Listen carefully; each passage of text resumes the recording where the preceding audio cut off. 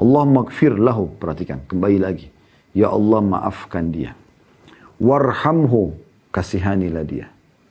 Wa'afihi, berilah dia keselamatan dari siksa. Wa'fu anhu, maafkanlah dia. Wa akrim nuzulahu, muliakan tempatnya. Wa wassi' mudkhalahu, lapangkan kuburannya. Waghsilhu bil ma'i wath thalji wal barad, basuhlah dia atau sucikan dia dari dosa-dosa dengan air, salju dan embun. Wa naqqihi minal khataaya kama naqqaita ats-tsawbal abyada minad danas, bersihkan dia dari segala kesalahan sebagaimana engkau membersihkan baju yang putih dari kotoran. Wa abdilhu daran khairan min darihi, ya Allah gantikanlah rumah lebih baik daripada rumahnya di dunia. Wa ahlan khairan min ahlihi, keluarga lebih baik daripada keluarganya di dunia. Wa zawjan khairan min zawjatihi, istri atau suami yang lebih baik daripada istrinya, ya, dalam kurung atau suaminya di dunia. Wa adkhilhul jannah, masukkanlah dia ke dalam surga. Wa a'idhu min azabil qabr, dan selamatkan dia dari siksa kubur, ya, dalam kurung wa azabin nar, dan siksa neraka.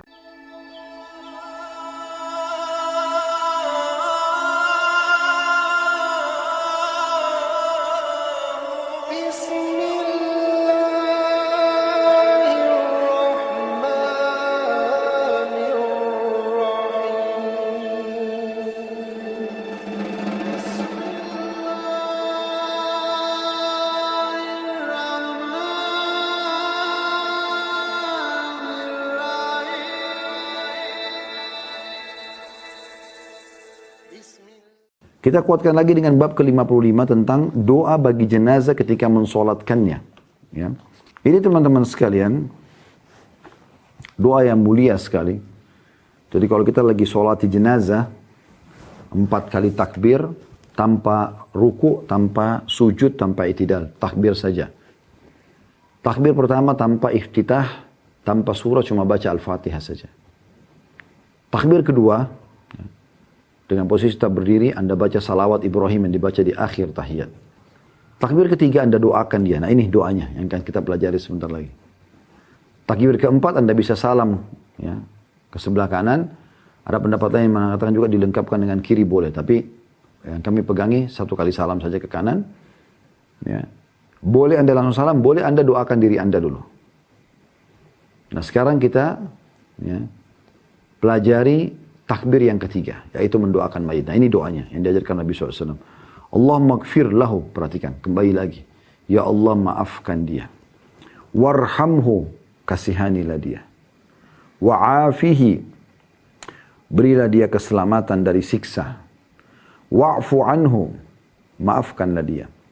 Wa akrim nuzulahu, muliakan tempatnya. Wa wassi' mudkhalahu, lapangkan kuburannya. Waghsilhu bil ma'i wath thalji wal barad, basuhlah dia atau sucikan dia dari dosa-dosa dengan air, salju dan embun. Wa naqqihi minal khataaya kama naqqaita ats-tsawbal abyada minad danas, bersihkan dia dari segala kesalahan sebagaimana engkau membersihkan baju yang putih dari kotoran. Wa abdilhu daran khairan min darihi, ya Allah gantikanlah rumah lebih baik daripada rumahnya di dunia. Wa ahlan khairan min ahlihi, keluarga lebih baik daripada keluarganya di dunia. Wa zawjan khairan min zawjatihi, istri atau suami yang lebih baik daripada istrinya, ya, dalam kurung atau suaminya di dunia. Wa adkhilhul jannah, masukkanlah dia ke dalam surga. Wa a'idhu min azabil qabr, dan selamatkan dia dari siksa kubur, ya, dalam kurung wa azabin nar, dan siksa neraka. Hadis ini riwayat Muslim, jadi 2 halaman 663. Jadi doa ini isinya banyak sekali, ya, permohonan kebaikan-kebaikan buat si mayit, ya. Kita coba langsung bagi saja potongan pertama. Allahumma gfir lahu, ya Allah ampuni dia. Sudah kita jelaskan tadi pentingnya memohon ampun untuk mayit. Sangat penting. Nah, itu yang paling dibutuhkan. Jadi kalau ada orang tua Anda sudah meninggal, kalau Anda tanya kepada kami, apa yang saya baca Ustaz? Rabbi gfirli wali walidayya. Sudah saya baca Ustaz, ulangi. Pengampunan itu yang paling dibutuhkan oleh mereka yang sudah mati. Diampuni dosanya saja sudah menandakan tidak akan masuk neraka. Maka itu sudah luar biasa. Kemudian yang kedua, warhamhu, ya Allah kasihanilah dia. Sifat Allah Ar-Rahmanur Rahim, ya. Allah itu Maha Pengasih. Kita minta agar Allah kasihani dia. Supaya jangan Allah murka pada dia. Itu maknanya. Yang ketiga, wa'afihi, selamatkan dia dari siksa. Baik siksa kubur ataupun siksa api neraka. Bayangkan kalau ada 1000 orang yang sholati, semuanya mendoakan begini, luar biasa ini. Potongan keempat, wa'fu anhu, maafkanlah dia. Sudah diulangi tadi di awal sudah disebutkan Allah maghfirlahu, masih diulangi di potongan keempatnya wa'fu anhu. Maafkan kesalahan-kesalahannya. Yang kelima wa'akrim nuzulahu, muliakan tempatnya. Ya. Di sini dimaksud muliakan tempatnya adalah jadikan kuburannya taman dari taman surga. Yang keenam wassi' mudkhalahu, luaskan, lapangkan kuburannya. Ini sudah kita jelaskan tadi. Kuburan orang beriman akan seluas pandangan mata dia. Kalau orang kafir justru akan dihimpit oleh kedua dinding kuburannya. Kemudian yang ketujuh, wagsilhu bil ma'i wal thalji wal barad. Bersihkan dia dari dosa-dosa, ya, dengan air, salju ataupun embun. Bagaimana mekanismenya Allahu a'lam. Apakah setiap turun hujan menimpa tubuh dia di kuburannya lalu jadi pembersihan dosa? Allahu a'lam. Tapi ini juga kita baca di doa iftitah kita, ya. Kita minta agar Allah bersihkan dosa-dosa kita dengan 3 ini. Air, salju, dan embun. Biasanya orang kalau hidup kan dipakai untuk wudu, misalnya mandi besar, ya. Kemudian yang ke-8, وَنَكِّهِ مِنَ الْخَطَايَا كَمَا نَقَّيْتَ الثَّوْبَ الْعَبِدَ مِنَ الدَّنَسِ. Bersihkan dia ya Allah dari dosa-dosanya sebagaimana engkau membersihkan kotoran noda dari baju putih. Anda lihat kalau baju putih susah sekali untuk dibersihkan kan? Sulit sekali. Melekat itu. Ya. Jadi untuk mengeluarkan dia tidak mudah gitu. Kalau baju gelap kayak yang saya pakai ini mungkin, ya, ada noda tidak nampak kecuali orang dari dekat sekali. Tapi kalau putih nampak sekali. Di sini digunakan Allah ajarkan Nabi Muhammad SAW dan Nabi Muhammad SAW disuruh ajarkan kepada kita, ya, bahwasanya ya Allah aku minta kepadamu agar orang mati ini bersihkan dosa-dosanya sebagaimana engkau membersihkan kotoran yang melekat di baju putih tanpa bekas. Supaya bersih benar dosanya. Diulangi lagi berarti, ya. Berarti sudah 3 kali di sini dalam doa ini. Potongan pertama Allahumma gfirlahu, ya Allah maafkan dia. Kemudian potongan yang keempat wa'fu anhu, maafkan juga dia. Ya. Kemudian yang ke-8 wa nakkihi minal khataaya kama yunakka ath-thawbul abyad kama naqaita ath-thawbal abyad minad danas. Bersihkan dari dosa-dosa sebagaimana engkau membersihkan noda yang ada di baju putih. Ya. Yang ke-9, ini menandakan ada kehidupan di alam kubur. Perhatikan, wa abdilhu daran khairan min darihi. Ya Allah karuniakan dia rumah lebih baik daripada rumahnya di dunia. Coba bayangkan. Anda yang punya rumah di Menteng, di mana-mana, rumah yang Masya Allah besar, luas, semuanya serba leks, di kuburan bisa dapat rumah lebih baik daripada itu. Bagaimana caranya? Sederhana, iman dan amal saleh. Jaga iman yang Anda kepada Allah, tetap muslim, tetap mukmin, dan amal saleh. Kerjakan apa yang Allah perintahkan, tinggalkan apa yang Allah larang.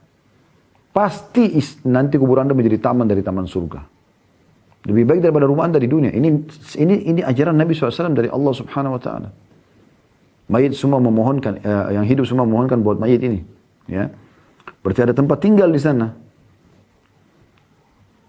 Yang ke-10, wa ahlan khairan min ahlihi. Keluarga lebih baik daripada keluarganya. Yang temani dia nanti amal solehnya, supaya yang temani dia amal soleh. Karena yang temani kita di kuburan nanti amal soleh. Ya. Kemudian yang ke-12 ya, wa zaujan khairan min zaujatihi. Pasangan lebih baik daripada pasangannya atau istri lebih baik daripada istrinya. Bisa berarti ini nanti di akhirat ya, setelah dibangkitkan di surga akan diberikan pasangan. Bagi orang laki-laki dia akan berpoligami. Ya, dia akan dapatkan istrinya kalau memang meninggal dalam keadaan beriman dan belum menikah lagi setelah dia meninggal. Ya, bersama-sama iman insya Allah akan kumpul di akhirat nanti. Itu sudah positif berkumpul ya. Itu pun tetap dia akan mendapatkan pasangan dari bidadari. Sebagaimana hadis Nabi SAW yang lain, tidak ada seorang wanita yang menyakiti suaminya di dunia, kecuali istri dari bidadari akan mengatakan, jangan kau sakiti dia, sungguhnya dia hanya tamu di sisimu dan dia sebentar lagi akan menuju ke kami. Kalau dia perempuan, maka di sini yang dimaksudkan adalah amal soleh akan menemani dia di kuburan dan nanti di akhirat, ya, dia akan bersama dengan suaminya.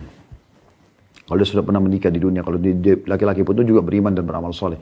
Tapi kalau dia belum menikah, dia masih gadis, maka dia akan dinikahkan dengan salah satu dari ahli surga. Ya. Jadi kita sudah bahas Allah maghfir lahu 1, warhamhu 2, wa'afihi 3. Jadi maafkanlah dia, kasihanilah dia, selamatkan dari siksa kubur, ya sudah 3. Wa'fu anhu, maafkanlah dia 4. Wa akrim nuzulahu, ya muliakan tempat tinggalnya di kuburan itu. Yang kelima, yang keenam, wasi' mudkhalahu, lapangkan kuburannya. Yang ketujuh, wagsilhu bil ma'i wal thalji wal barad, bersihkan dia dari dosa-dosa, ya.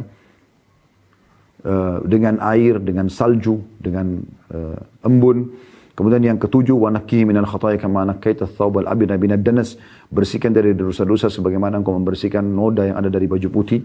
Yang kedelapan, wa abdilhu daran khairan min darihi, ya Allah karuniakan dia di tempat tinggal lebih baik daripada tempat tinggal di dunia. Yang kesembilan, wa ahlan khairan min ahli, warga lebih baik daripada keluarganya. Yang kesepuluh, wa zawjan khairan min zawjatihi, istri atau pasangan lebih baik daripada pasangannya. Kemudian yang ke-11 ini, wa adkhilhul jannah, masukkan dia ke dalam surga, ya. Yang ke-12, wa'idhu min azabil qabri wa azabil nar. Selamatkan dia dari siksa kubur dan siksa api neraka. Dan ini sudah rangkuman dari semua, ya, doa yang dibutuhkan untuk mayit, ya. Kemudian dianjurkan juga membaca, kalau tadi itu hadis riwayat Muslim jilid 2 halaman 663. Juga dianjurkan membaca doa ini, ya. Allahumma ighfir li hayyina wa mayyitina wa syahidina wa ghaibina wa saghirina wa kabirina wa dhakarina wa unthana. Allahumma man ahyaitahu minna fa ahyihi 'ala al-islam wa man tawaffaitahu minna fatawaffahu 'ala al-iman. Allahumma la tahrimna ajrahu wa la tudillana ba'dahu. Hadis ini hadis diriwayatkan Ibnu Majah jadi 1 halaman 480 dan Ahmad jadi 2 halaman 368 dan disebutkan juga oleh Syekh Al-Albani dalam Sahih Ibnu Majah di jadi 1 halaman 251. Kembali lagi kita setelah mendoakan tadi yang panjang lebar, Allah maghfir lahu warhamhu wa'afihi wa'fu anhu dan seterusnya sampai akhir tadi, maka kita dianjurkan, kita sudah minta tadi 12 atau 13 macam doa untuk dia, ya. Kita dianjurkan juga masih di takbir yang ketiga di salat mayit kita membaca Allah maghfir li hayyina wa mayyitina. Kembali kita minta, ya Allah ampunilah orang yang hidup dan juga orang yang mati di antara kami. Jadi kami pun yang ikuti salat, ampuni ya Allah. Sebagaimana juga kami mohon yang ini sudah mati nih, ampuni juga. Wa syahidina wa ghaibina, dan juga yang hadir mengikuti salat ini, salat jenazah ini, dan yang tidak hadir di antara kami. Nah, ini mulianya hati seorang muslim, ya. Jadi dia bukan cuma mendoakan dirinya sama orang mati. Yang tidak sempat sholat sini pun karena belum tahu, karena belum sempat, juga maafkan dia. Begitulah sifat orang mukmin. Potongan ketiga, wasagirina wa kabirina. Demikian juga orang kecil di antara kami dan yang sudah dewasa. Semua kami mohon dimaafkan. Wa dzakarina wa unthana. Laki-laki di antara kami dan perempuan juga di antara kami. Allahumma man ahyaitahu minna fa'hi 'alal Islam. Ya Allah, siapa yang kau hidupkan di antara kami, masih hidup, masih diberikan umur beberapa waktu ke depan, maka hidupkan dia di atas Islam. Aslinya menerima Islam dan mengaplikasikan dalam kehidupannya. Wa man tawaffaitahu minna fa tawaffahu 'alal iman. Dan siapa yang meninggal di antara kami, meninggalkan dalam keadaan beriman. Maksudnya beriman kepadamu dan apapun yang kau suruh, kami beriman. Iman kepada malaikat, kitab-kitab, rasul-rasul pun iman kita. Kemudian Allahumma la tahrimna ajrahu. Ya Allah, janganlah engkau halangi kami untuk memperoleh pahalanya. Karena kami sholati dia, kami urus dia, ya. Mayit ini, wala tudillana ba'dahu, dan jangan sesatkan kami sesudahnya. Maksudnya apapun, ya, yang membawa pada kesesatan, karena kami pun akan jadi mayit seperti dia, jangan sampai kami terjerumus. Ini juga termasuk doa yang luar biasa yang dibacakan untuk mayit. Kemudian selanjutnya juga ada doa yang dianjurkan disebutkan oleh Ibnu Majah, Abu Daud, ya. Allahumma inna fulan ibn fulanin fi dhimmatika. Langsung saya terjemahkan saja karena melihat waktu, ya. Ya Allah, sungguhnya fulan dan bin fulan ini dalam tanggunganmu. Jadi kita lagi sholat mayit. Ya Allah, sungguhnya fulan bin fulan ini di bawah tanggunganmu. Ya Allahumma inna fulan ibn fulanin fi dhimmatika. Kita boleh sebutkan namanya. Allahumma Ahmad bin Muhammad misalnya namanya. fi dhimmatika, di bawah lindunganmu, ya. Wa habli jiwarika, dan tali ikatan perlindunganmu. Fakihi min fitnatil qabri wa adzabin nar, maka peliharalah dari fitnah kubur dan siksa neraka. Ini maksud dengan fitnah kubur adalah pertanyaan malaikat munkar nakir supaya jangan sampai dia salah dalam menjawab, ya. Makanya Utsman bin Affan mengatakan dia adalah awal kehidupan akhirat, kuburan itu. Siapa yang lolos maka akan lolos, istilahnya akan lebih mudah. Siapa yang terhambat di sini maka dia akan sulit juga sesudahnya. Kita minta ya Allah pelihara dia dari fitnah kubur dan siksa neraka. Di kubur selamat, di akhirat juga selamat nanti di neraka. Wa anta ahlul wafa'i wal haqq. Engkaulah zat yang maha memenuhi janji lagi maha benar. Kenapa kami mohon kepadamu? Karena hanya engkau saja ya Allah yang selalu penuhi janji dan tempat kami bergantung. Faghfir lahu warhamhu. Maafkanlah dia. Kembali lagi diulangi, syuf. Coba lihat, perhatikan baik-baik. Maafkanlah dia dan kasihanilah dia. Faghfir lahu warhamhu. Innaka antal ghafurur rahim. Karena sungguhnya engkau Tuhan yang maha pengampun lagi maha penyayang.